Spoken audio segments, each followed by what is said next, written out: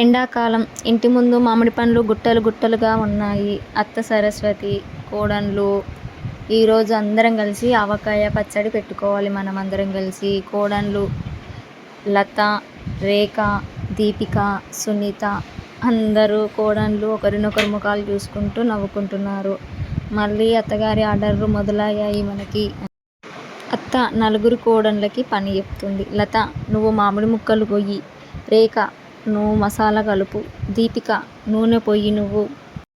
సునీత, నువ్వు జారి రెడీ చేసుకో. కానీ రేఖ, నాకెందుకు అత్తగారు ఎప్పుడు కష్టమైన పని చెప్తుంది. దీపిక, నేనే బాగా చేస్తా. లత, నేను కట్ చేసిన ముక్కలు బెస్ట్. దీంతో పాటు నలుగురు కోడన్లకి చిన్న గొడవ స్టార్ట్ అయింది. ఆ గొడవలో ఉప్పు ఎక్కువైంది, కారం తక్కువైంది, ముక్కలు అన్నీ సమానంగా కట్ కాలేవు. అత్త కోపంగా ఇంకా ఇలా అత్త నలుగురు కోడన్లను అందరినీ దగ్గరికి పిలుస్తుంది.